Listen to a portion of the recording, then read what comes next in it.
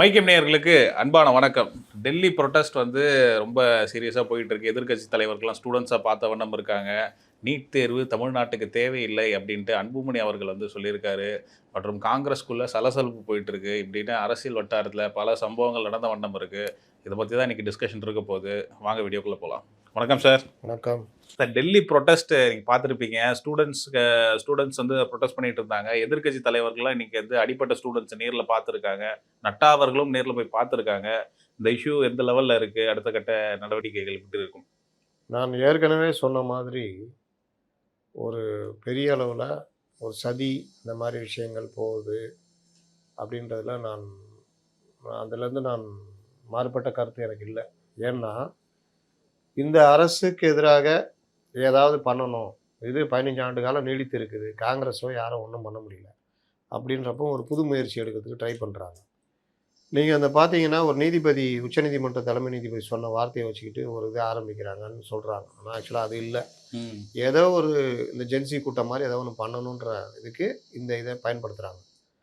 இதை ஒரு நபர் ஆரம்பிச்சு இந்த அளவுக்கு கொண்டு வர முடியுமா? அப்படின்னா சத்தியமா முடியாது.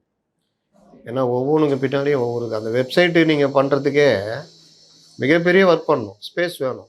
ஆமா. அப்போ இதுக்கு பின்னாடி பெரும் கூட்டம் செயல்படுகிறது அப்படின்னு. இன்னொன்னு இவர்கள் எல்லாருமே பார்த்தீங்கன்னா, யாருமே இந்தியாக்குள்ள இல்ல. ம். இந்த இந்த லீடர்ன்னு சொல்லிக்கிறவன் எல்லாம். எல்லாம் வெளிநாட்டிலேருந்து இப்போ உள்ள வந்திருக்கிறான். அப்போ திட்டமிடப்பட்டு தயார் பண்ண ஒரு கூட்டம். இதற்கு பலியாக்க தயார் பண்றது யாருன்னா, நம்மள்ட்ட இருக்கிற இளைஞர்கள். இப்ப இந்த இளைஞர்கள், மாணவர்கள் எப்பொழுதுமே ஒரு மாற்றத்தை விரும்புவாங்க. அவர்கள் மத்தியில எத கொண்டு வரது அப்படின்னா, அன்னைக்கு இருக்கிற இஷ்யூ இந்த நீட் தேர்வுல அந்த அ முறைகேடு, வினாத்தாள் முறைகேடு, லீக். வினாத்தாள் பிரச்சனை. அப்போ நீட் தேர்வ ரத்து பண்ணுன்னு பாஜகவுக்கு எதிராக தமிழகத்துலலாம் ஒரு பெரிய பிரச்சாரத்த கொண்டு போறாங்க. வேற யாரும் பெருசா இது பண்ணல. ஆனால் இந்த பிரச்சாரத்தை நீட் தேர்வு அந்த வினாத்தாள் முறைகேடுன்னு கொண்டு வந்து இவரு பதவி விலகணும்னு கொண்டு போறாங்க. அப்புறம் வேற சில கோரிக்கைகள்லாம் வைக்கிறாங்க. எந்த கோரிக்கைலாம் கிடையாது. நாட்ட பாதிக்கிற பெரிய கோரிக்கைலாம் கிடையாது. நீட் தேர்வுன்றது ஒரு நேஷனல் லெவல்லான எக்ஸாமு.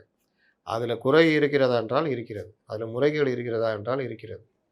அப்போ அந்த முறைகேடுகளை களையிற வேலை தான் பண்ணணும். இப்ப யுபிஎஸ்சில முறைகேடு வந்துச்சுன்னா ரத்து பண்ணுவீங்களா? இன்னைக்கு பேசுற பலரும் டிஎன்பிஎஸ்சில எவ்வளோ முறைகேடுகள் நடந்திருக்குது. டிஎன்பிஎஸ்சி வேணான்னு முடிவு எடுத்துற முடியுமா? தேர்வுகள் இருக்கணும். தேர்வுல முறையா நடத்தணும்ன்றது தான் எல்லாருடைய இது. அப்போ நேஷனல் லெவல் ஒரு இஷ்யூ. தேர்வுன்றப்போ, அதுக்கான பிரச்சனை என்னன்றத களையணும். இப்ப தமிழகத்தில நீட்டு விலக்கு ஸ்டேட் கவர்மெண்ட், ஸ்டேட் பாடத்திட்டம் அது இதுன்னு உருட்டிட்டு இருக்கிறாங்க. இவர்கள் இதுக்கான தயாராகுறதுக்கான வேலை என்ன பண்ணணும்? அப்போ சயின்ஸ் குரூப்ல மட்டுமாவது அந்த பாடத்திட்டங்கள்ல ஒரு ஆட் மாற்றம் பண்ணணும். வரணும். நவோதயா பள்ளிகள அனுமதிக்கணும். பிஎம்சி பள்ளிகள அனுமதிக்கணும். நம்முடைய அரசு பள்ளிகள்ல இதற்கான நீட்டுக்கு ஏத்த பாடத்திட்டங்களுக்கு தயார் பண்ணணும். இப்ப இந்த சிலபஸ் மாரிலாம் சேஞ்ச் பண்ணும்பொழுது பண்ணணும். ஒரு மாற்றம் வரும். இதை தாண்டி நீட் பயிற்சி பெறுகின்ற மாணவர்கள், மருத்துவம் படிக்க போற மாணவர்களுக்கு, அதாவது முதலாண்டு நீங்க அரசே மாவட்டத்துக்கு 2 கோச்சிங் நீட் சென்டர். பயிற்சி மையம், நல்ல தரமான ஆசிரியர்கள போட்டு, கோச்சுகள போட்டு, இலவசமா படிக்கிற மாரி பண்ணணும். அப்போ அவங்க ஒன்ஸ் தயாராயிட்டாங்கன்னா, அடுத்தடுத்த வருஷம் அவங்க இது பண்ணுவாங்க. நீட்ல மட்டும் தான் நீங்க எத்தன வருஷம் வேணாலும் எழுதலாம். இந்த வருஷம் எழுதி கட் ஆஃப் கம்மியா இருக்கு. இன்னும் நல்லா ட்ரெய்னிங் எடுத்துட்டு அடுத்த வருஷம் எழுதலாம். அப்போ அந்த ஒரு வாய்ப்பு வேற எந்த தேர்வுலயும் கிடையாது. இப்ப ஸ்டேட் லெவல் இதெல்லாம் வச்சா, இந்த வருஷம் கட் ஆஃப்க்கு ஏத்த மாரி, அடுத்த வருஷம் இதோட கட் ஆஃப் கூடுச்சுன்னா, இவன் போட்டி போட முடியாது. இவன் எங்கேயோ போயிடுவான். ம். இன்னொன்னு டீம்டு யூனிவர்சிட்டி, ஆ இந்த நீட் இல்லாத போயிருந்ததெல்லாம் பார்த்தீங்கன்னா, இஷ்டத்துக்கு ஜனங்கள கசக்கி புழிஞ்சு ஃபீஸ் இஷ்டத்துக்கு வாங்கியிருந்தாங்க. இதெல்லாம் ஒழிச்சு நீட் வந்தா பிறகு தான், ஃபீஸ் முதற்கொண்டு ஒரு கட்டுப்பாடு வந்துச்சு. நீங்க எதுவும் தப்பிக்கவே முடியாது. இந்த டீம்டு யூனிவர்சிட்டி மட்டும் தான் இஷ்டத்துக்கு ஃபீஸ் வைக்கிற மாரி. இது நீட் மூலியமா தரமில்லாத மாணவர்கள் உருவாகுறாங்கன்றாங்க. அதுவே பொய். நீங்க எனக்கு என்னன்னு பணம் இருக்கிறவங்கலாம் படிச்ச காலம் ஒண்ணு இருக்குது. நீங்க நீட்டு வந்தா பிறகு நீட்டு எழுதுனா தான் நீங்க பண்ண முடியும். அப்ப நீட்டுக்காகவே படிக்கணும். ம். அதுலயும் நீங்க குறிப்பிட்ட கட் ஆஃப் மார்க் இருந்தா தான் நீங்க சீட்டு வாங்க முடியும். அதிலும் லோ கட் ஆஃப் போச்சுன்னா நீங்க வாங்க முடியாது. பணம் இருந்தா கூட. இப்ப இந்த மாரி பல விஷயங்கள், நல்ல விஷயங்கள்லாம் இருக்கு. எங்க பிரச்சனை? நீட்டுக்காக கோச்சிங் சென்டர்ல அயோக்கியத்தனம் பண்றாங்க.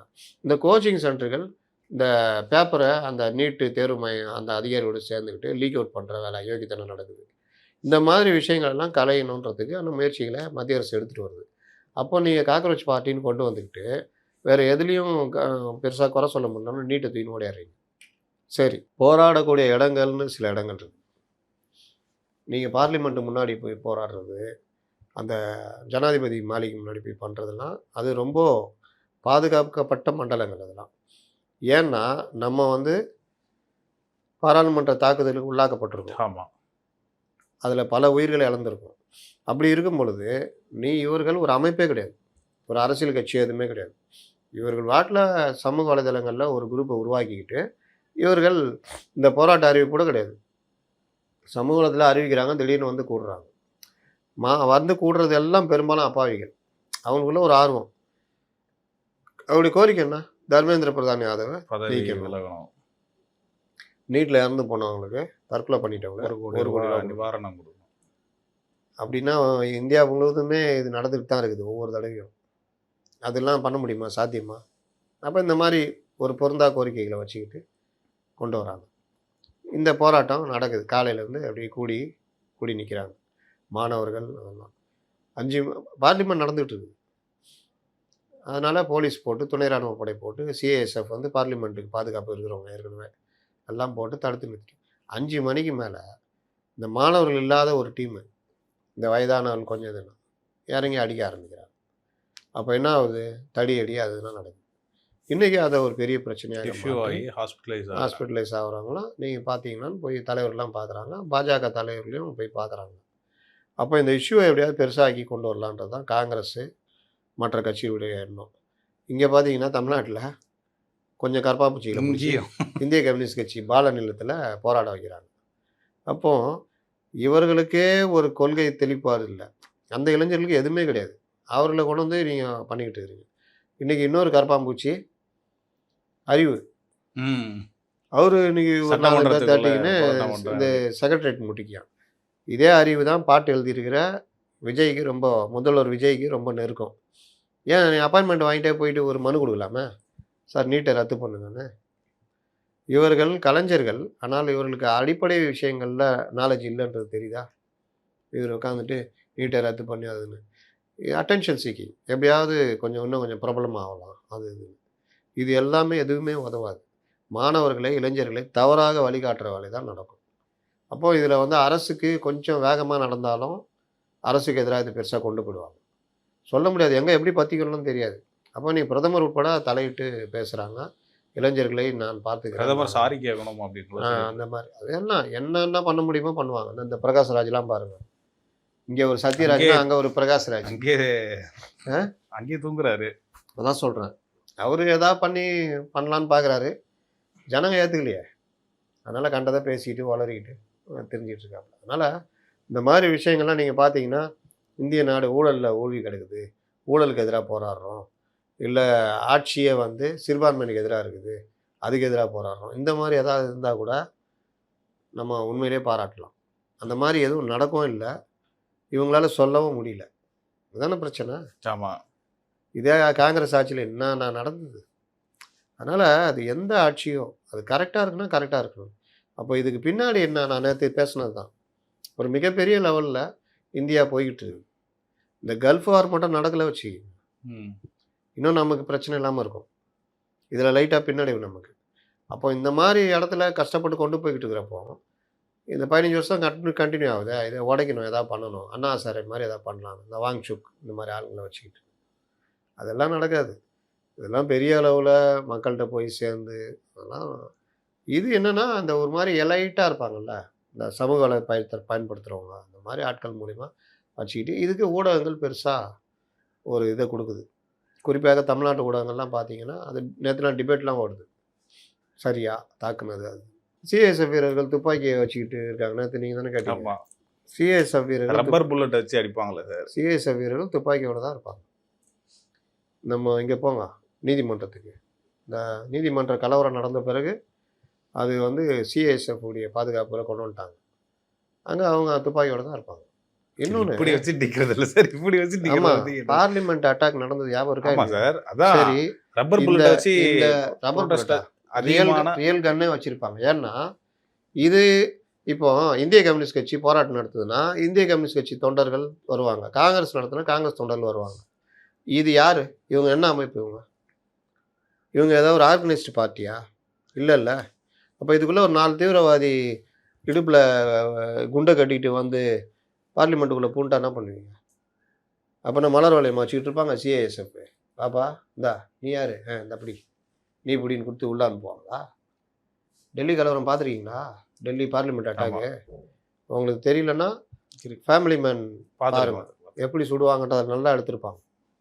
அப்போ ஒரு அன்ஆர்கனைஸ்டு பார்ட்டி வெளிநாட்டிலேருந்து தான் வந்திருக்கான் அவன் எல்லாருமே.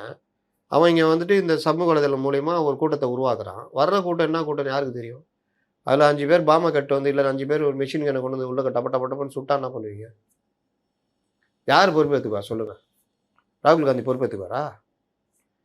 காங்கிரஸ் கட்சியா இருந்தா நான் பொறுப்பேத்துக்குவேன்னுவாரு. இல்ல அந்த இவரு இது நல்ல பேர் வச்சுக்கிறாரு அவரு. சந்திரசேகர் ஆசாத். Cricket player. அவர் ஒரு கட்சி வச்சுக்கிறாரு. அவர் பொறுப்பேத்துக்குவாரா? யார் பொறுப்பேத்துக்குவா? அரசு இந்த தலை. கரப்பான்பூச்சி யாருங்க பொறுப்பேத்துக்குவா? அரசு தான், அரசு தலையில தான் விழும். அரசு தலையில வந்து நீங்க சுட்டா பேர் விழும்.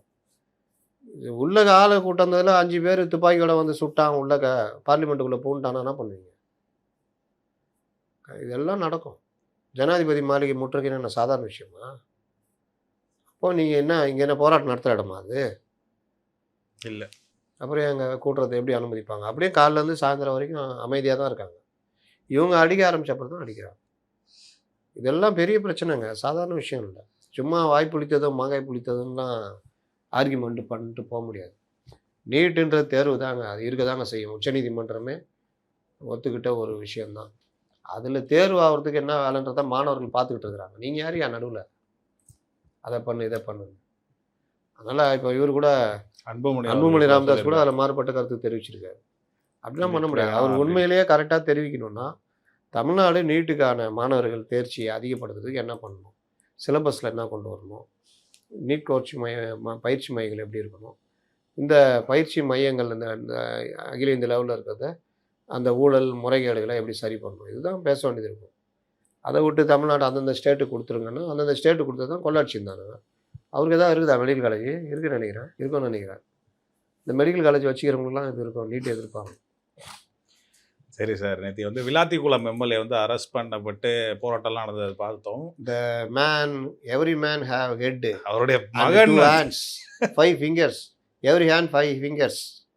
2 hand 10 fingers. 2 eyes, 1 nose, 2 hairs. தானே? ஆமா. அவருடைய மகன் ட்விங்கிள் ஆக்ரோஷமா லிட்டில் ஒரு ஸ்டார். பேட்டி குடுத்திருந்தாரு. மனப்பாடம் பண்ணிக்கிறாப்புல 5 நாளா. அப்புறம் twinkle twinkle little star how I wonder what you are. உங்களுக்கு பையன் இல்ல. எனக்கு எங்க அப்பா இருக்கிறாரு. எங்க அப்பா வந்து நாட்டுக்கு பாடுபடுறார். விளாத்திக்குளம் மாணவி இறந்தப்ப என்ன பண்ணாரு உங்க அப்பா? விளாத்திக்குளம் மாணவி இவர் தானே எம்எல்ஏ. என்ன பண்ணாரு?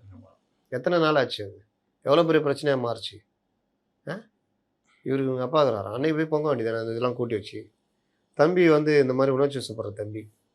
அந்த திருப்பரங்குன்றம் இது குடுத்தப்போ, சிஎம் வராரு. ஸ்டாலின் அப்போ.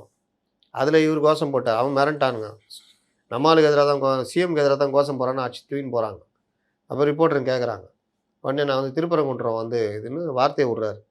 டக்குன்னு வாய பொத்தி கூட்டு போறாங்க. ஒரு நீதிமன்றம், ஒரு சட்டம் படிக்கிற மாணவர் அவரு. ஒரு நீதிமன்ற தீர்ப்பை எப்படி விமர்சிக்கணும், அணுகணும். எப்படி அணுகணுன்றது கூட தெரியல. இப்படி தான் வளர்த்து வச்சிருக்காங்க. அதனால இந்த விவகாரத்தில திமுகவினருடைய ரியாக்ஷன்லாம் பார்த்தீங்கன்னா, அந்த அதே ஆணவ தொனி தான். இந்த தமிழன் பிரசன்னாவா? ஆமா. பேசுறதெல்லாம் பார்த்தீங்கன்னா, அவர் அந்த இவங்கலாம் வந்து தாவேகால யார் யார் என்னென்ன 5 பேசினாங்க. வருஷம் பொறுத்து திமுகவுக்கு யாராவது ஓட்டு போடலாம்னு நெனச்சா கூட, 10 வருஷம் பொறுத்து போடுங்கன்ற மாரி கொண்டு போறதான். டேஷ் முதலமைச்சர், தற்கூரி முதலமைச்சர்ன்னு சொல்றாரு. என்னைக்கு அவர் மேல வழக்கு வருது, என்ன வருதுன்னு தெரியாது. அப்போ இவர்களுடைய எண்ணம்லாம் எப்படி இருக்கு பாருங்க. தற்கூரி முதலமைச்சர், டேஷ் டேஷ் டேஷ் முதலமைச்சர். நான் அப்படிதான் பேசுவேன். அப்படின்ற மாரி பேசிக்கிட்டு இருக்கிறாங்க. இன்னொன்னு விமர்சனம் வைத்தால் அதில என்ன தவறு இருக்கு? விமர்சனம், அவதூறு, கொலை மிரட்டல். இது எல்லாத்துக்குமே வித்தியாசம் இருக்கு. விமர்சனன்றது நீங்க முதலமைச்சர் எப்படி இந்த மாரி பேசலாம்?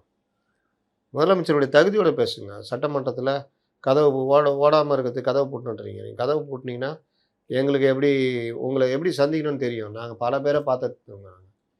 பல தலைவர்களை பார்த்துருக்கோம். இந்த மாதிரி சொல்கிறதெல்லாம் விமர்சனம். நீங்கள் யார் நீங்கள்? உங்களுக்கு என்னங்க அரசியல் தெரியும்? 75 ஆண்டு கால இயக்கம் திமுக.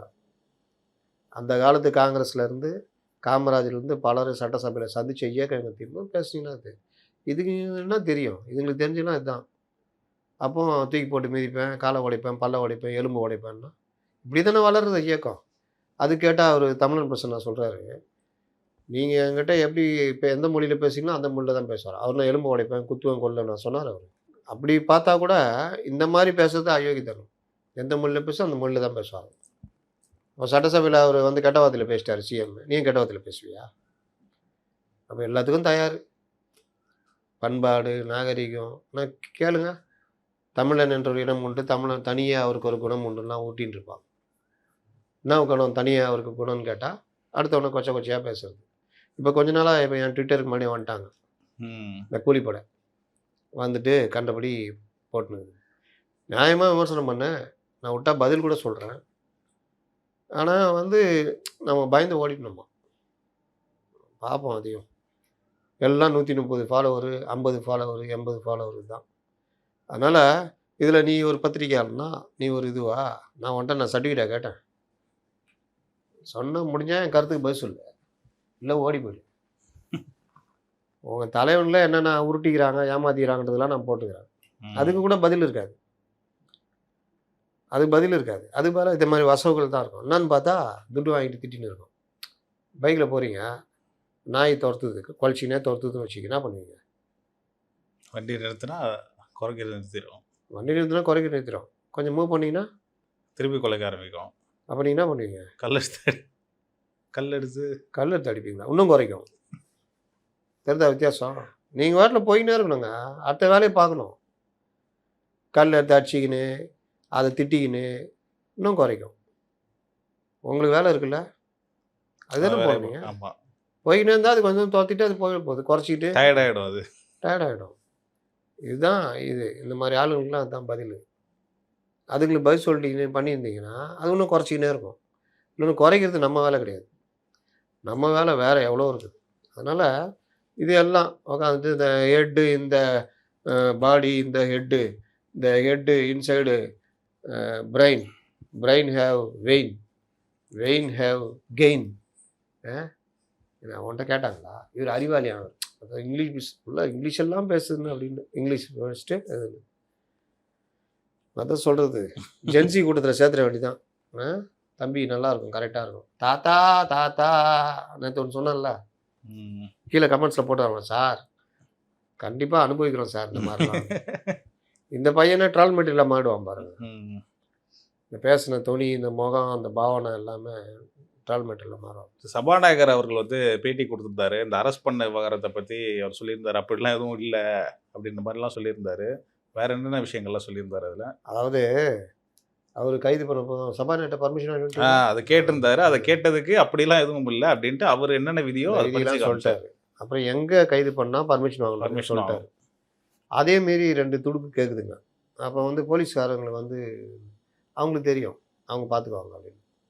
நான் கேட்குறேன், பேசினல்ல, கைது பண்ணாங்கல்ல, ரிமாண்ட் பண்ண போகிறாங்க. சட்டம் ஒரு 50 வக்கீல் போயிட்டாங்க. அதானே பண்ணோம். போயிட்டாங்க கேரவ் பண்ணுறோம், இதெல்லாம் பண்ணுறீங்க. இவங்க என்னென்ன செட்டப் வச்சுருக்காங்க பாருங்க. வக்கீல் படை, அப்புறம் அமைச்சர், முன்னாள் அமைச்சர் போய் கேரவ் பண்ணுறது. போலீஸ் என்ன பண்ணோம்? கூட்டு போகிறதுக்கு இது பண்ணும். இந்த மாதிரி கேரெல்லாம் பண்ணால் அரெஸ்ட் பண்ணணும். எனக்கு ஒரு மாதிரி வருது. நான் டாக்டர்கிட்ட போகிறேன், ஒருத்தர் கார் ஏறி எஸ்கேப்பு ஆச்சா. அதுக்கப்புறம் நிருபர் படை இன்னும் தாவே காதில் தயாராகலையே.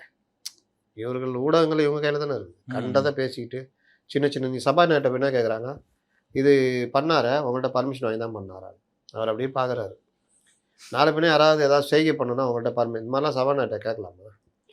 உன்னை வந்து ஒரு நிறுவனத்துலேருந்து அனுப்பிச்சி பண்ணுறாங்க, மரியாதை கொடுத்து உட்கார வச்சு கேட்குறான்றதுக்காக நாளைக்கு யாராவது செய்கை பண்ணால் அவங்கள்ட்ட பர்மிஷன் வாங்கிட்டு பண்ணணுமான்னு கேட்குறாங்க இந்த ரிப்போர்ட்டர். இந்த லட்சத்துலாம் இருக்காங்க.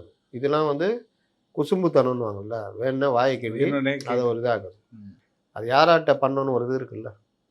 அவர் திட்டல, அவர் அப்படியே பார்த்துட்டு ஏதோ ஒரு பதில் சொல்லி விட்டார். அப்போது இந்த இதில் வந்து கேட்குறாங்க, என்ன பண்ணுவீங்க, அவர் மேலே நடவடிக்கை வருமா சட்டசபைக்குள்ளே அப்படின்னு. ஒருத்தர் புத்திசாலித்தனமாக கேட்குறாராம். சபைக்கு வெளியே தானே பேசினார்.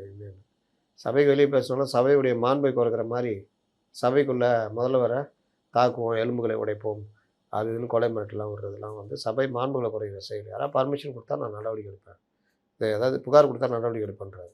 அநேகமாக நான் சொன்னது தான், உரிமை மீறல் ஏதாவது ஒன்று கொண்டு வருவாங்க, அதுக்கு எச்சரிக்கை இல்லாட்டி வேறு ஏதாவது நடவடிக்கை வரும். அதனால் இந்த சட்டசபையை கூட பார்த்தீங்கன்னா பெரிய, அதாவது என்ன பிரச்சனைனா, அவர் சின்னதாக ஏதாவது சொன்னால் அதை பெருசாக எடுத்துக்கிட்டு அதுதான் இன்றைக்கி நாட்டில் முக்கிய பிரச்சனைன்ற மாதிரி கொண்டு வராங்க. அப்பாவை காணும் தேடினா இன்ன வரைக்கும் அப்பாவை காணும், அது எப்படி கேட்கலாம், அப்பாவை காணும் எப்படி சட்டசபையில் கேட்கலாம், அது இதுன்னு நம்ம இதில் கூட கமெண்ட்ஸ் சில பேர், அதுனா இது எப்படி சரியாக இருக்கும், அது ஒரு விமர்சனம்னா அதுக்கு வெளியில் அவ்வளோ பதில் சொல்லிட்டீங்க, அவங்க பொண்டாட்டி பிள்ளைங்க வரைக்கும் சொல்கிறீங்க, அப்போ அதுக்கு யார் என்ன பண்ணுவா? அதுக்கெல்லாம் உட்காந்து துடிக்கிறாங்களா? தனிநபர் தாக்குதல் பண்ணுறது, நடிகையோட இணைச்சி வச்சு பேசுகிறீங்க, அது அவருடைய சொந்த வாழ்க்கை பிரச்சனை. அதை கொண்டு வந்து இங்கே அந்த அரசியலுக்குள்ளே ஏதாவது கொண்டு வந்தாருன்னா நீ பேசலாம். தாவேக்காக ஒரு அர்த்தம் சொல்கிறீங்க, அமைச்சர்களே மேடையில் பேசுகிறீங்க, இதெல்லாம் எப்படி சரியாக இருக்கும்? அப்போ இவர்களுடைய 50 ஆண்டு காலமும் இவர்கள் இதுதான் பண்ணியிருந்தாங்க, இப்போவும் இதுதான் பண்ணிகிட்ருக்காங்க. அவர் இப்படி ஏன் பண்ணார், உங்கள் நைனா ஏன் இப்படி பண்ணார், அது யாராவது கேட்டாங்களா? இவங்க வயசுக்கு ஏற்ற மாதிரி நடந்துருந்தா இன்றைக்கி அது எதிர்வினை வந்திருக்குமா? அப்போ இவங்க போட்டெல்லாம் ஸ்டைலாம், அது வேறு கூட்டம் கூட்டமாக போட்டு அந்த அம்மா டிடி அம்மா ஒன்று அவர் 360 டிகிரியும் அப்போல்லாம் இனிச்சது இல்லை, ஒரே ஒரு தடவை. அதை எப்படி சட்டசபைக்குள்ளே பண்ணலாம் அப்படின்னா, சட்டசபைக்குள்ளே நீங்கள் எதுவுமே பண்ணது இல்லையா? பண்ணாதெல்லாம் பண்ணியிருக்கீங்கல்ல. எல்லாத்துக்கும் ஒரு நியாய தர்மம் வேணும். தாங்க முடியல, ஒரு சின்ன விமர்சனம் கூட தாங்க முடியல. 5 நிமிஷம் பேசுனதே கொத்து பரோட்டா போட்டான்னா அதே எப்படி சொல்லலாம் கொத்து பரோட்டான்னு அப்படின்னா? நீங்கள் வார்த்தைகளை முதல்வரை அந்த வார்த்தையுடைய தகுதியோட பேசுங்கன்னு சொல்லுங்கள். ஆனால் நீங்கள் அதுக்கப்புறம் அதுக்கு எதிர்வினைன்ற பேரில் பண்ணுறீங்களா? அது என்ன நியாயம்? என்னென்னவோ பேசுகிறீங்களே. முதல்வர்னு சொல்கிறீங்க, என்ன சொல்கிறீங்க, முதல்வர் இப்படி பேசலாமான்றீங்க. ரைட்டு, கரெக்டு தான், எனக்கு கூட மாறுபட்ட கருத்து இருக்குது, அவர் கொஞ்சம் அதை மாற்றிக்கணும், சட்டசபைக்குள்ளேயாவது மாற்றிக்கணும், ரைட்டு. ஆனால் அவரை முதல்வர் நீங்கள் மதிக்கிறீங்களா? இதுக்கு முதல்வர்னு வர்றீங்க. இன்னொரு பக்கம்னா என்னது நாயின்றீங்க, நாதாரின்றீங்க, சர்க்குரின்றீங்க. முதல்வர் பதவி உரிய மரியாதை இருக்குதா?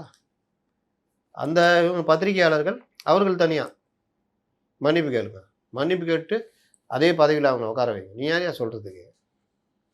அவர் முதல்வர்யா, முதல்வருக்கு தான் அந்த பவர் இருக்குது. மக்கள் அவருக்கு தான் ஓட்டு போட்டிருக்காங்க. ஆர்கே ராதாகிருஷ்ணனுக்கு ஓட்டு போடல, விஜய்க்கு தான் ஓட்டு போட்டிருக்காங்க. அது மதித்ததுனால தான் எல்லாரும் பேசிக்கிட்டு இருக்கிறோம். இல்லாட்டி நம்ம பேச வேண்டிய அவசியமே இல்லை.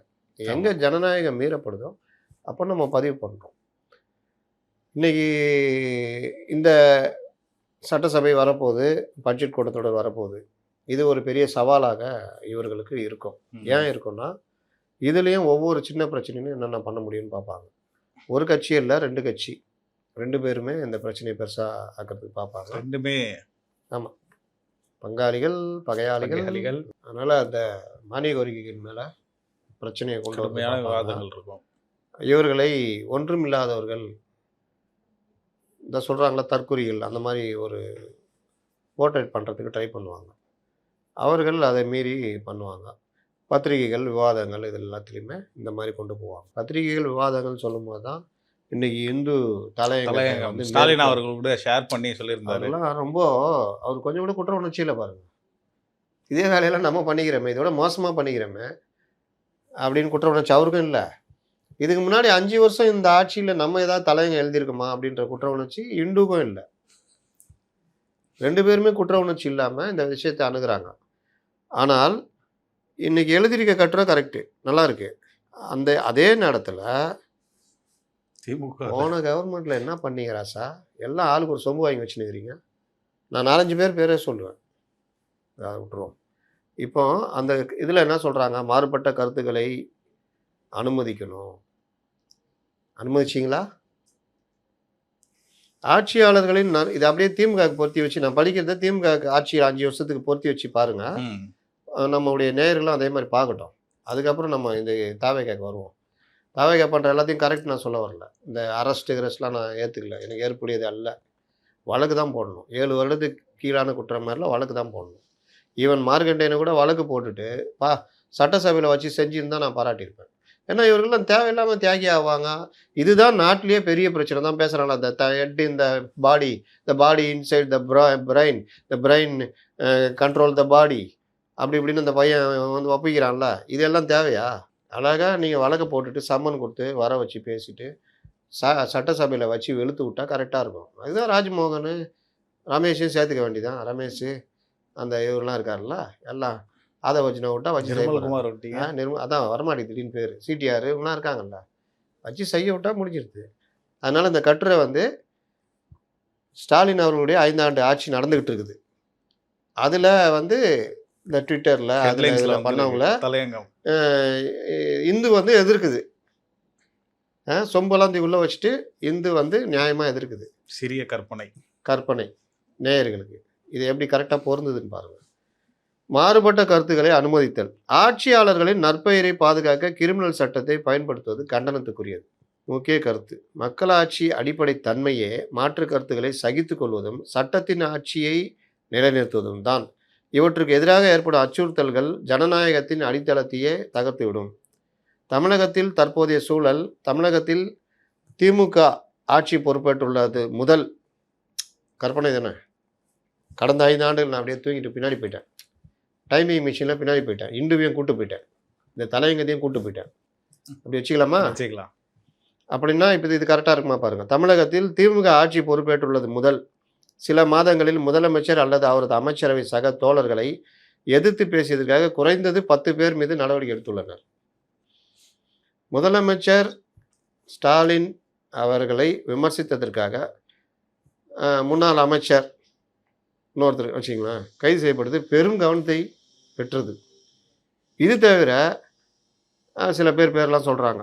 முதலமைச்சரை விமர்சித்து ஃபேஸ்புக்கு பதிவு வெளியிட்டதற்காக கோவையை சேர்ந்த ஒருத்தர் மற்றும் இன்னொருத்தர் கரூரை சேர்ந்த ஒருத்தர், இப்படி பலரும் கைது செய்யப்பட்டுள்ளனர் அல்லது காவல்துறை நடவடிக்கைகளை எதிர்கொண்டுள்ளனர். மற்ற கட்சியுடைய திமுக ஆளுதில்ல, அதனால் இந்த கட்சியுடைய ஜென்சி பிரிவு தாவேக்கான வச்சுக்கணும். தாவேக்காவுடைய ஜென்சி பிரிவு தலைவர் இந்த ஸ்டாலின் மற்றும் அவரது குடும்பத்தினர் குறித்து அவதூறான பதிவுகளை வெளியிட்டதாக கூறி அவரது இல்லத்தில் காவல்துறை சோதனை நடத்தினர். முதல்வர் மற்றும் தொழில்துறை அமைச்சர் டிஆர்பி ராஜான்னு வச்சுக்கோங்க எதிராக கருத்துக்களுக்காக YouTuber Maridhas Chennai cyber crime குற்ற காவல்துறையினால் கைது செய்யப்பட்டார். முதல்வருக்கு எதிராக மிரட்டல் விடுத்ததாக ஒரு எம்எல்ஏ கைது செய்யப்பட்டார். மேலும் இந்து அறநிலைத்துறை அமைச்சர் யாரு கரெக்டாக இருக்கிறீங்க, ஃபார்ம்லேயே இருக்கிறீங்க குறித்து கருத்து தெரிவித்த ஒருத்தரை திமுக ஆதரித்த பெண்ணை இன்ஸ்டாகிராமில் இலக்காக வைத்து பதிவிட்டதற்காக இன்னொரு நபரை கைது செய்ததும் இதில் அடக்கம். இதில் சேகர்பாபுக்கு எதிராக கருத்து தெரிவித்த ஒரு அதிமுகவை சேர்ந்த ஒருத்தர் மேலே வழக்கு பதிவு செய்யப்பட்டுள்ளது. எந்த ஒரு அரசியல் கட்சியினர் ஆட்சிக்கு வந்தாலும் காவல்துறையையும் கிரிமினல் சட்டங்களையும் தங்கள் நற்பெயரை பாதுகாக்கும் கேடயமாக பயன்படுத்துவதை வழக்கமாக கொண்டுள்ளனர். போகிற போதில் லைட்டாக தொட்டுக்கிறாங்க. இது ஜனநாயகத்திற்கு ஒரு கட்டமைப்பு ரீதியான ஆபத்தை உருவாக்குகிறது.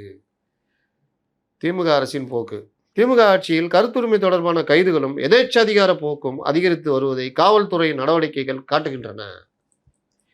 அரசுக்கு அல்லது ஆளுங்கட்சிக்கு எதிரான எந்த ஒரு விமர்சனத்திற்கும் அவதூறு சட்டங்கள், தகவல் தொழில்நுட்ப சட்டம் மற்றும் சைபர் கிரைம் பிரிவுகள் தன்னிச்சையாக பயன்படுத்தப்படுகின்றன. அதனால தான் அந்த ஆட்சிக்கு எதிராக இந்து தலைவர்கள் எழுதின மாதிரி நினச்சிக்கிட்டு படிக்கணும்னு சொன்னது. எச்சரிக்கை மற்றும் தீர்வு அவங்களே சொல்லிடுறாங்க. திமுக தொண்டர்கள் அளிக்கும் புகார்களும் போன ஆட்சின்றதுனால மாற்று கருத்து தெரிவிப்பவர்களை குறிவைத்து காவல்துறையினர் தாமாக முன்வந்து சோமோட்டோ எடுக்கும் நடவடிக்கைகளும் நிர்வாகத்தை தடம் புரள செய்யலாம். அமைச்சர்கள் மீதான குற்றச்சாட்டுகளை இயற்கையான சிவில் வழக்குகளாக அல்லது அரசியல் ரீதியான விவாதங்களாக விட்டுவிடாமல் உடனடியாக கிரிமினல் அவதூறாக மாற்றும் அரசின் வேகம் வருத்தம் அளிக்கிறது. எந்த ஆட்சி? திமுக. முடிவா அவங்க என்ன சொல்றாங்கன்னா, பொதுமக்களுடன் புதிய முறையில் உறவாடவும் மாற்று கருத்துக்களை சகித்து கொள்ளவும் எதிர்ப்பை அடக்குவதற்காக மட்டுமே அதிகாரத்தை திசை திருப்பாமல் இருக்கவும் ஒரு புதிய வாய்ப்பு இந்த அரசுக்கு உள்ளது. வளர்ச்சியில் அக்கறை கொண்ட எந்த ஒரு அரசும் கரெக்டா இருப்பா, வளர்ச்சியில் அக்கறையா இரு. பொது மேடைகளில் வெளிப்படுத்தப்படும் விமர்சனங்களையும் மாற்று கருத்துக்களையும் செவிமடுப்பதின் மூலம் செழுமை அடைய முடியும். எலும்ப உடைச்சிருவேன், தூக்கி போட்டு மிதிச்சிருவேன்னா செழுமையான இந்த கருத்தை செவிமடுப்பதன் மூலம் ஒரு ஆட்சியை செழுமையாக நடத்த முடியும். யார் சொல்றா? திமுக. இந்துங்க. நீங்க பேச்சுரிமையின் உன்னத மேன்மைக்கு ஊறு விளைவிக்காமல் ஆபாச மற்றும் ஒழுக்கக்கேடான உள்ளடக்கங்களை கட்டுப்படுத்துவதோடு அதனை சமன் செய்ய வேண்டும் என்பதை அரசு நினைவில் கொள்ள வேண்டும். இப்படி இவங்க திமுக ஆட்சியில் எழுதியிருந்தாங்கன்னா கையெடுத்து கும்பிடலாம். உண்மையிலே செம்மங்க, சூப்பருங்க. அன்றைக்கெல்லாம் ஏதாவது பண்ணீங்களா? செய்தியை பதிவு பண்ணீங்க, இவர் இந்த இடத்துல கைது, அவர் அந்த இடத்துல இது, சிங்கிள் காலம் போட்டு அது கடந்து போனீங்க. எவ்வளவோ குண்டாஸ்கள், எவ்வளவோ விஷயங்கள். ஆனால் இன்னைக்கு இவர்களுக்கு பெருசாக தலைங்க எழுதி புத்தி சொல்கிற அளவுக்கு வந்துட்டாங்க. அதுலேயும் தாவேகா பெண் தொண்டரை பற்றி அவதூறாக பேசின இவர் மேலேயும், அவருடைய குடும்பத்தை இழிவாக பேசிய இவர் மேலும், அப்போ பின்ன என்ன பண்ணுவாங்க? ஆனால் இந்த கட்டுரையுடைய உள்ளடக்கம் உண்மையிலேயே எல்லா அரசுக்கும் கண்டிப்பாக ஏற்றுக்கொள்ளும். ஒரு பத்திரிகை இதாக நான் அவங்க போன கவர்மெண்ட்டில் பண்ணல இருந்தாங்க, தெரியுதா, புரியுதா? இப்படின்னு என்னது? இப்படின்னா சொம்பு, இப்படின்னா அண்டா. அந்த மாதிரி இல்லாமல் இப்போ இந்த அரசுக்கு இடித்துரைக்கிறார்கள். இடிபாறை இல்லா ஏமராமன்னன் அப்படின்னால அதனால இடித்துரைக்கிறார்கள். நல்ல விஷயம், பாராட்டுறேன். நாமளும் அதுதான் சொல்கிறோம். மார்கண்டேயன் கைதுலாம் 7 வருஷத்துக்கு கீழான குற்றங்கள். அவரை நீங்கள் வெளிப்படுத்துவதன் மூலியமாக மக்கள் மன்றத்தில் அவர்கள் புறக்கணிக்கப்படுவார்கள். இந்த மாதிரி கைது பண்ணிங்கன்னா தியாகி ஆகிடுவாங்க. அவருக்கு உரிய தண்டனை எங்கன்னா சட்டசபை தான். ஏன்னா சட்டசபை பற்றி பேசியிருக்காரு, முதல்வரை பற்றி பேசியிருக்காரு, சட்டசபையில் வச்சு எலும்பு உடைப்பெல்லாம் பேசியிருக்காரு. இதற்கு அவர் இந்த தமிழன் பிரச்சனை எதிர்ப்பு காமிக்கிறார் பாருங்க. சட்டசபை கதவுகளை பூட்டுவேன் என்று சொல்கிறாரு. எப்படி அது? நம்ம கதவை தானப்பா பூட்டு வேண்டாரு. அது ஒரு நண்பர் சொன்னார். இவங்க இப்படி பேசுனா பேச மாட்டேன்றாங்க, பேசுனா ஓடுறாங்கன்னா பேசாமல் கதவை இழுத்து மூடிட்டு பேசுங்க, அப்போ எப்படி வெளியே போகிறோம்? இதுதானே. இதுக்கு இப்படி எப்படி இப்படி எலும்பை உடைப்பாங்கன்னா எலும்பை தானுங்க உடைக்கிறேன். வேற என்னங்க சொன்னார்? ஒரு விமர்சனம் வைப்பது தவறா? எப்படி கதவை பூட்டுறேன்டாரு, எலும்பை தானுங்க உடைக்கிறேன்டாரு, விமர்சனம் வைப்பது தவறா? எப்படி சிம்பிளிஃபை பண்ணுறாங்க பாருங்க. இதுதான் இவர்கள் தொனி. அப்போ இதற்கேற்ற நாகரிகத்தை, இதற்கேற்ற ஒரு சூட்சுமத்தோட இந்த அரசு ஒர்க் பண்ணணும். இதுதான் நம்மளுடைய எதிர்பார்ப்பு. இப்போ இவர்கள் வந்துக்கிட்டு பெரிய நீட்டின் முளைஞ்சி தலைங்க எழுதிட்டாங்க. போன 5 ஆண்டு என்னங்கப்பா பண்ணீங்க? சரி, இவ்வளோ எழுதுகிற இந்து தலையங்கம் உங்கள் நிருபருக்கும் கொஞ்சம் புத்தி சொல்லலாம்ல. ஏம்பா இங்கே வா, என்ன பண்ணுகிற, எங்கே வேலை செய்கிற, என்ன எப்படி கேட்குறீங்க? 30-40 வருஷமாக இந்துவில் தாங்க வேலை செய்கிறேன், தெரியுதுல்ல, என்ன வாங்குற? நான் செய்தியாளர் தானே? ஆமாம். சீஃப் செக்ரட்டரியா நீ? இல்லை. இல்லை முதல்வர் விஜய்க்கு ஏதாவது குலகுருவா? இல்லை. அப்புறம் இல்லை ஏதாவது திமுக கட்சியில் ஏதாவது பெரிய பொறுப்பில் இருக்கீங்களா? இல்லை. அப்புறம் ட்விட்டரில் போடுறீங்க. அது என்ன பண்ணார்? ட்ரான்ஸ்ஃபர் பண்ணார். ட்ரான்ஸ்ஃபர் யார் பண்ணணும்? நீ பண்ணணுமா? இல்லை, அது சிஎம் தான் பண்ணுவார். அப்புறம் மன்னிப்பு கேட்க சொல்கிறீங்க. உங்கள் சொந்தக்காரர் அவர் ராதாகிருஷ்ணன், இல்லை அந்த மேடம் ஏதாவது உங்கள் சொந்தக்காரங்களா? இல்லை பொங்காத, உன்னுடைய இது உயரம்னா நீ செய்தியாளர், அதோடு இருந்துக்கோ. அப்படி ஒரு வேளை உனக்கு இந்த இதில் மாறுபாடு இருக்குன்னா அதை ஒரு செய்தியாக எழுது. 2 பேர்கிட்ட கோட்டு வாங்கி அதையும் போடு. கோட்டுனா இது இல்லை, அவங்களுடைய கருத்துக்களை வாங்கி அதையும் பதிவு பண்ணுவான். நீயும் பொங்குற, ரொம்ப இல்லை, லைட்டாக அந்த படத்தில் சொல்லுவாப்லையே அந்த மாதிரி சொன்னீங்களா? இந்து எடிட்டோரியல் சொல்லிச்சா? அப்படியே அவுத்து விட்டுறீங்க. போ யாரையா கடிச்சிட்டு வான்னு. என்ன இது? அதனால் இது எல்லாம் ஏன் சொல்கிறேன்னா, பத்திரிகைகளும் சரி எல்லாமே இப்போ அவங்க இது இருக்குது. அதுதான் அங்கே என்ன பண்ணுதுன்னா, இந்த தம்பி பேசிட்டாப்புல, உனக்கு உன் பிள்ளைக்கு நான் அப்பாவா இல்லை, ஆனால் என் பிள்ளை எங்கள் அப்பா எனக்கு பிள்ளையா எனக்கு அப்பாவாக இருக்கார், அவர் இந்த இந்த விளாத்தி குளத்துக்கு இருக்கார், அவர் காயப்படுத்துகிறாராம் அவரை. நாளைக்கு அப்பா பிள்ளை ஒன்று சண்டைனா பண்ணுவீங்க? அப்பா பிள்ளை சண்டைலாம் எவ்வளோ நாள் நிற்கும்? நாளைக்கே அப்பா பிள்ளை ஒன்று சேர்ந்துட்டாங்க. கட்சியில் ஒரு பொறுப்பு குடுத்துட்டாரு. என்ன பண்ணுவீங்க? அது அவங்க சொந்த பிரச்சனை. அத அவர் எப்படியாவது ஹேண்டில் பண்ணிக்க போறாரு. இல்ல பண்ணாம போறாரு. அவர் இஷ்டம். இதுல இது ஒரு பக்கம். நான் சொன்ன இந்த ஊடகங்கள் ஏன் சொன்னதுக்கு தான் இவ்வளோ நேரம் சுத்தி வளைக்கிறேன். இந்த ஊடகங்கள் போயிட்டு அந்த ஏசிய மறிக்கிறது, அது இது பண்றது. அவர் தியாகில்ல. செக்கிலுக்கு ஜெயிலுக்கு போறாரு. மயக்க போட்டு அவர் ஏதாவது வரணும். அத போலீஸ் அனுமதிக்கல. என்ன பண்ணியிருக்கணும்? அப்படியே கொஞ்சம் தள்ளுங்க சார், தள்ளுங்க சார்ன்னு கூட்டு போயிடணும். அவரு "வாங்கடே, வாங்க" அப்படின்னு அவரு புதுசா. அவருக்கு நம்ம இது மூலியமா ஃபேமஸ் ஆகணும்னு நெனச்சாரான்னு தெரியல. அவர் தனியா பயங்கரமா உணர்ச்சி வசப்பட்டார். அதில சில போலீஸார், சில இன்ஸ்பெக்டர்லாம் பார்க்குறோம். "தம்பி, தம்பி போங்க தம்பி, போங்க தம்பி, போங்க." இதுதான் போலீஸ் வேல. நீங்க அந்த காக்ரோச் இத அடிக்கும்போது ஒருத்தன் அடி தாங்கிட்டு ம். அடியா, அடியான்னோன்னே ஒருத்தன் வந்து தள்ளி விட்டு கூட்டு போயிடுவான். ஆமா. ஏன்னா போட்டு அடிச்சுக்கிட்டு இது பண்றதெல்லாம் நோக்கம் கிடையாது. அந்த இடத்துலருந்து அப்புறப்படுத்தணும். அவன் ஒரு எண்டுக்கு போயிட்டான். அடி நீ அடிச்சா கூட தாங்குற லெவலுக்கு வந்துட்டான். அவன் அந்த மன உறுதி வந்துச்சுன்னா நீ அடிச்சா ஒண்ணும் பண்ண முடியாது. அப்புறமா வலிக்கும். அது வேற விஷயம். ஆனா நான் நிக்கிறேன். அந்த இது. அப்போ போலீஸ் அந்த இடத்துல அவன தள்ளி கூட்டு போயிடுது. ஒரு அம்மா வந்து டக்குன்னு கைய புடிச்சு கூட்டு போயிடுவாங்க. இதுதான் நடைமுறை. போலீஸ் நடைமுறை. எந்தெந்த இடத்துல எப்படி செயல் பண்ணணுன்றது தான் புத்திசாலித்தனம். எல்லா இடத்துலயும் அடக்குமுறைய காட்ட முடியாது. எல்லா எல்லா இடத்துலயும் இடத்துலயும் பணிஞ்சும் பணிஞ்சும் போயிட போ முடியாது. முடியாது. ராதாகிருஷ்ணன் அனிதா ராதாகிருஷ்ணன் என்ன பண்ணாரு? "நான் வர முடியாது. என்கிட்ட வாரண்ட் வாங்கிட்டு வா" அதுன்னு. அவரு அப்படியே பேசி கீசி அவர பண்ணா, அங்க வந்து "என் வண்டியில வரேன்" அப்டின்னாரு. அப்புறம் மறுபடியும் பேசி கீசி ஜீப்ல ஏத்தி கூட்டு போனாரா இல்லையா? அதான் ஒரு அதிகாரிக்கு அழகு. ம்.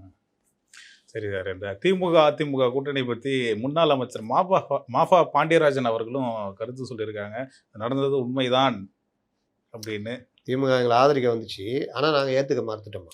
ஹைலைட் என்னன்னா, உதயநிதி அவர்களும் இந்த ஸ்டெப் எடுத்தாரு அப்படின்னு அவரு உதயநிதி தான் பேசினாருன்னு. வருதா? இந்த சைடு யார் பேசினாலும் சொல்ல வேண்டியது தானே? சொல்ல மாட்டீங்களே! இன்னொரு விஷயம், இது இல்ல இல்லன்னாங்க. இப்ப இருக்கு இருக்குன்னு வந்துச்சா? இப்ப வந்து இவங்க ஏத்துக்க மறுத்துட்டாங்கன்னு கத விடுறாங்க. அதனால தான் கட்சிக்குள்ள பிரச்சனை வந்தது. அதுவும் ஒரு காரணம். முக்கிய காரணங்கள்ல அது ஒண்ணு. என்ன சொன்னாரு? அவங்க ஆதரிக்கிறாங்க, நம்ம ஆட்சி அமைக்கிறோம் அப்படின்னு. அதுல தானே பிரச்சனையே வருது. சரி அவங்களுக்கு யார் சொன்னா? திமுக ஆதரிக்க வருது. ஆனா நம்ம ஏத்துக்கல. நம்ம இப்படி இருக்கணும்னு நம்ம சொன்னாரு அவரு. அங்க தானே பிரச்சனையே வருது. இவர்கள் எல்லாம் ஏத்துக்கிட்டு போன நம்ம தான் திரும்ப திரும்ப சொல்றோமே. 120 எம்எல்ஏக்கள் ஓகே ஆட்சிய புடிச்சலான்னு எல்லாம் முடிச்சுட்டாங்க. அப்பதான் இடதுசாரிகள் வாபஸ் வாங்கிட்டு அங்க போய் ஆதரிக்க போறாங்க. முஸ்லீம் லீக் அங்க போய் 6 எம்எல்ஏக்கள் அங்க போயிடுறாங்க. அப்ப 114 ஆயிடுறீங்க. அவங்க 120 ஆயிடுறாங்க. ஆமா. அதனால தான் நீங்க ஆட்சி அமைக்க முடியல. இன்னைக்கு மறுபடியும் ஒரு புது கதை. இது மாரி ஒண்ணு நடக்கவே இல்ல. இஷ்டத்துக்கு பேசுறான்னு இவ்வளவு நாளா எல்லாரும் சொல்லியிருந்தாங்க. இப்போ இது ஒரு புது கதை. ஒத்துக்கிறாங்கல்ல. உண்மை வந்து என்னைக்குமே உண்மை ஒண்ணுதாங்க. நீங்க போலீஸ்ல கிரைம்ல புடிப்பாங்க. இவனுங்க திருடியிருப்பானுங்க. பணத்த கொண்டு போய் ஒரு 2, 3 இடத்துல குடுத்து வச்சிருப்பானுங்க. யாரு கேட்டாலும் நீ திருடவே இல்லன்னு சொல்றா. எனக்கு தெரியவே தெரியாதுன்னு சொல்றான்ருவானுங்க. இவனுங்க கேட்டாலும் சொல்லாத. நம்ம வந்து அன்னைக்கு சினிமா பார்க்க போனோம். இந்த கொலை நடந்தப்போ நம்ம சினிமா தியேட்டர்ல இருந்தோம். இத சொல்லிடலாம். எல்லாரும் சொல்லிடலாம். ரைட்டா? யாரும் மாத்தி சொல்லாத. இந்த பணத்த பத்தி எனக்கு தெரியவே தெரியாது சொல்லிடுங்க. போலீஸ் என்ன செய்யும் தெரியுமா? எங்க போன? சினிமா பார்க்க போனேன். ரைட்டு. என்ன படம் பார்க்க போன? இவன் ஒரு படம் சொல்வான். பொய் இல்ல. உண்மையா இருந்தா எல்லாரும் இந்த படம் போணுன்னுவான். அப்போ இவன் என்ன சொல்லுவான்? சார் ரஜினி படம் பார்க்க போனேன். அவன் கமல் படம். இன்னொருத்தன் சார் தனுஷ் படம் பார்க்க போனேன். மாட்டிட்டாங்களா? எவ்வளோ டிக்கெட் எடுத்த? எவ்வளோ ரூபா டிக்கெட் எடுத்த? அவன் சொல்லுவான் சார் இவ்வளோ ரூபா டிக்கெட். இவன் இந்த டிக்கெட், இவன் டிக்கெட். அப்புறம் எந்த இதில ரோல உட்காந்தீங்க? நமக்கு போனா தெரியல. எந்த ரோடா? என்னு. அதாவது தெரியும். N789 right. நீ சார் இசட்டு. இவரு ஜி. அப்போ உண்மைக்கு ஒரு சாட்சி. பொய் சொல்ல பல சாட்சி. பல சாட்சி. நீங்க எப்பவுமே ஒரு படம் கூட வந்து நினைக்கிறேன். கோர்ட்டு தானே? கார்ல வந்தாருன்னுவாங்க. எல்லாம் ரெடி பண்ணியிருப்பாங்க. கார்ல வந்தாரா? என்ன காருன்னு கேட்பான் அவன். இவர் படம். நேருவா? நேரு தானே? மோகன்லால் மோ படம். ம ஆமா மோகன்லால் நேரு தானே? நேரு தான். எல்லாம் நடிச்சிருப்பாங்க. நல்லா செட் பண்ணியிருப்பாங்க. அந்த வக்கீல் எல்லாம் கரெக்ட்டா என்ன காரு? என்ன மாடலு? என்ன கலரு? கார்ல வந்தான்னு சொல்ல வச்சு. அதான் ரொம்ப முக்கியம். அப்போ சினிமாக்கு போனேன்னு 3 பேரும் சொல்றாங்க. ஒண்ணே கருத்து. ஆனா எந்த சினிமான்றதுல 3 பேருக்கு 3 கருத்து. ஏன்னா, இவங்க சினிமாக்கு போல. முடிஞ்சுச்சா? பணத்த என்ன பண்ணீங்க? பணமா? எங்களுக்கு எதுவுமே தெரியாது. எதுவுமே தெரியாது. ரைட்டு. ஒருத்தன கூப்பிட்டு உட்கார வச்சு, பணத்த குடுத்துட்டேன்னு அவன் ஒத்துக்கிட்டான். நீ என்ன ஒத்துக்க மாட்டேங்கிற?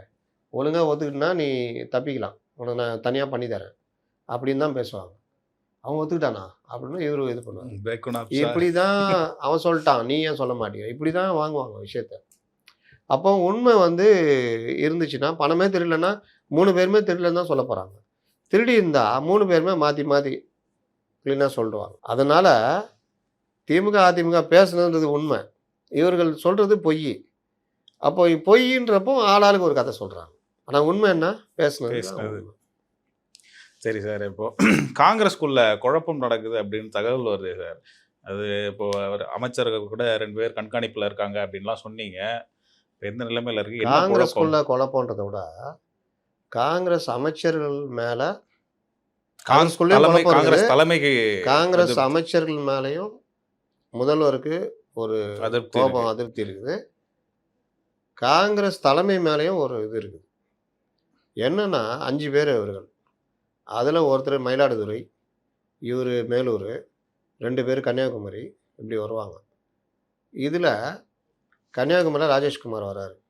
அவரே சட்டமன்ற தலைவர். இவரு வந்து கொறடா. யாரு? விஸ்வநாதன். அவரே அமைச்சர். இப்படி கீ போஸ்ட் எல்லாம் இவங்களே வச்சுக்கினாங்க. ம். எஸ்எல்பின்னு சொல்லுவாங்க. சட்டமன்ற தலைவர் பதவி பெரிய வெயிட்டு. ஏன்னா, டெல்லியில எந்த கூட்டம் நடந்தாலும் அவங்க தான் போவாங்க. நீ அமைச்சராவே இருந்தா கூட, சாதாரண ஆள் இன்னொரு ஒருத்தர் எம்எல்ஏ வந்து எஸ்எல்பி போடுறாங்க. சட்டமன்ற தலைவர்னா அவர் தான் போவாரு. ஆனா இங்க இவரே சட்டமன்ற தலைவர், இவரே அமைச்சர். ம். இத கட்டுப்படுத்துற கொறடா விஸ்வநாதன். அவரு அமைச்சர். அப்ப மத்த 3 பேருக்கு என்ன? உங்களுக்கு வாரியம் வாங்கி தரோம்னு எல்லாம் சொல்லியிருக்காங்க. ஆனா இவர்கள் பண்ற இது பல விஷயங்கள்ல வாரியம் தர ஐடியாலாம் இல்ல. ம். யாருக்கும் பெருசா குடுக்குறதில்ல. இந்த இது இருக்குல்ல, பிபி இதெல்லாம் அப்பாயின்ட்மென்ட் பண்ணாங்கல்ல. ம். இவங்க குடுத்த லிஸ்ட் பார்த்தா அவ்வளோ பெரிய லிஸ்ட். ஏஏஜி மொத்தமே 7 பேர் என்னமோ தான். அதுல 5 பேருக்கு இவங்க கேட்டிருக்காங்க காங்கிரஸ்ல. ம். விட்டா ஜட்ஜி 4 பேர் குடுங்கன்னு கேட்டிருப்பாங்க போல. அப்ப இந்த மாதிரி விஷயங்கள்லாம் ஒரு புறம். இதுல அமைச்சர் ஆவறதுக்கான முயற்சியில விஸ்வநாதன் ரொம்ப தெளிவா பிரவீன் சக்கரவர்த்தி இவங்கலாம் வச்சு வேணுகோபால் தான் அமைச்சர் ஆவறதுல விஸ்வநாதனுக்கு அவ்வளோ முக்கிய சப்போர்ட். பங்கா.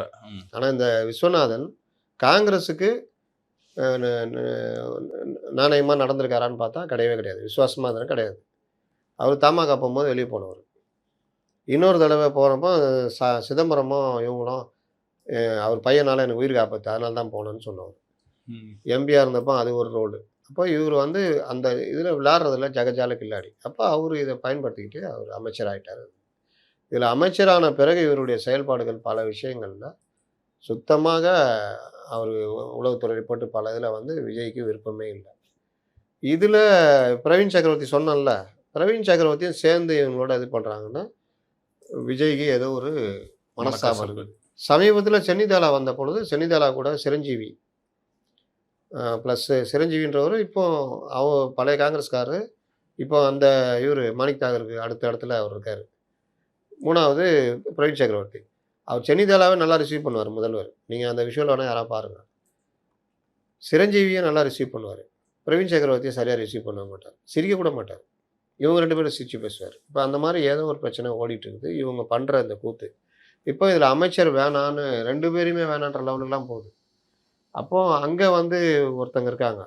ஆ பெண் எம்எல்ஏ ம். கன்னியாகுமரி இதுல. இங்க ஒருத்தர் மயிலாடுதுறையில ஒருத்தர் இஸ்லாமியர் இருக்காங்க.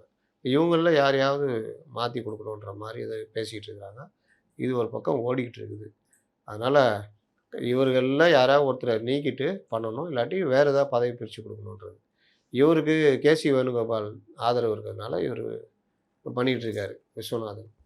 அவரு மேல வந்து ஒரு இதுவே இல்ல. இன்னொன்னு திமுக கிட்டேருந்து இவங்க இவங்கள ஜெயிக்கிறதுக்கு திமுக பண்ண செலவு இருக்குல்ல. எத்தன பேர் நின்னாங்களோ அத்தன பேருக்கும் செலவு பண்ணியிருக்காங்க. நம்ம ம். பல விஷயங்கள திமுகவ நம்ம விமர்சனம் பண்றதெல்லாம் ஓகே. ஆனா கூட்டணிக்கு ஜெயிக்க வைக்கணுன்றதுக்கு அவ்வளோ செலவு பண்ணியிருக்காங்க. இந்த செலவெல்லாம் நடந்து முடிஞ்ச பிறகு, அதாவது தாவேகா ஜெயிக்கிறதுக்கு முன்னாடி நடந்த கூட்டத்தில இதே விஸ்வநாதன் என்ன பேசியிருக்காருன்னா, நமக்கெல்லாம் திமுக அவ்வளோ பண்ணியிருக்கு. அந்த நன்றி நம்ம மறக்கவே கூடாதுன்னு சொல்லிக்கிறாரு. அந்த அவங்களுடைய கூட்டத்தில. அதுக்கு மறுநாளு தாவேகாவ ஆதரிக்கிறாங்க. அதுன்னு முடிவு பண்ணோன்னே, செல்வ பெருந்தகையும் இன்னொரு அந்த அந்த இஸ்லாமிய எம்எல்ஏல அவங்க 2 பேரும் என்ன சொல்லியிருக்காங்கன்னா, நமக்கு ஜெயிக்கிறதுக்கு அவ்வளோ ஹெல்ப் பண்ணியிருக்காங்க. அவ்வளோ செலவு பண்ணியிருக்காங்க. அதனால நம்ம வந்து 5 எம்எல்ஏக்களும் ஒரு கர்ட்டஸிக்கு போயி திமுக தலைவர பார்த்துட்டு பார்த்து நன்றி சொல்லணும். அதுக்கு பிறகு வேணால் நம்ம அப்புறமா போகிறத பற்றி நம்ம சொல்லிக்கலாம் அப்படின்னு. இல்லை எல்லாம் தேவையில்லைன்னு முதல்ல எதிர்த்தவர் இவர் விஸ்வநாதன். விஸ்வநாதன் எதிர்த்திருக்காரு. ஒரு காங்கிரஸ் நண்பர் சொன்னார், இப்படிப்பட்டவர் தான் அவர், யாருக்கும் இதுவாக இருக்க மாட்டார், கொஞ்சம் கூட அந்த இது பண்ண அந்த கோபம் தான் திமுகவுக்கு, நம்ம அவ்வளோ செலவு பண்ணி இவங்களை ஜெயிக்க வச்சோம், இந்த மாதிரி பண்ணிட்டாங்களே அப்படின்னு ஒரு கர்டசி கூட சொல்லல அப்படின்னு. அதனால் இது எல்லாமே வந்து இவர்கள் நாளைக்கு எப்படி போவாங்க என்னன்னுலாம் தெரியாது. இந்த விவகாரத்தில் தான் அவர் வந்து கொஞ்சம் கடுமை காட்டுறாரு முதல்வர் அப்படின்றாங்க. இந்த மானிய கோரிக்கை இதெல்லாம் பார்ப்பாங்க எப்படி செயல்படுறாங்கன்னு. அதுக்கு அடுத்தது அநேகமாக முடிவு வரும்னு நினைக்கிறேன். பொறுத்திருந்து பார்ப்போம். ஏன்னா இந்த 3 காங்கிரஸ் எம்எல்ஏக்களுக்கும் அதிருப்தியில் இருக்காங்க. அவங்களையும் குறி வச்சா ம். 5ல் 3 போனால் கட்சித்தாவல் தடை சட்டம் வராது. ஆமாம். இதெல்லாம் யோசிக்கணும். அப்போ அவங்களுக்கு ஏதாவது பண்ணணும் அப்படின்றதெல்லாம். Super sir. ரொம்ப அழகாக உங்கள் கருத்துக்களை பதிவு பண்ணீங்க. அடுத்த வீடியோவில் சந்திப்போம். நன்றி சார். இந்த வீடியோ உங்களுக்கு பிடிச்சிருக்குன்னு நம்புகிறோம். மேலும் இந்த மாதிரி பல விஷயங்களை தெரிஞ்சுக்க மைக்கம் சேனலை சப்ஸ்கிரைப் பண்ணி எங்களுக்கு ஆதரவு கொடுத்துட்டு வாங்க. அடுத்தடுத்த வீடியோஸ் போடுறதுக்கு அது எங்களுக்கு ஊக்கமாக இருக்கும். மைக்கம் என்டர்டெயின்மெண்ட் சேனலும் தொடர்ந்து உங்கள் ஆதரவு கொடுத்துட்டு வாங்க. அடுத்த வீடியோவில் சந்திப்போம். நன்றி.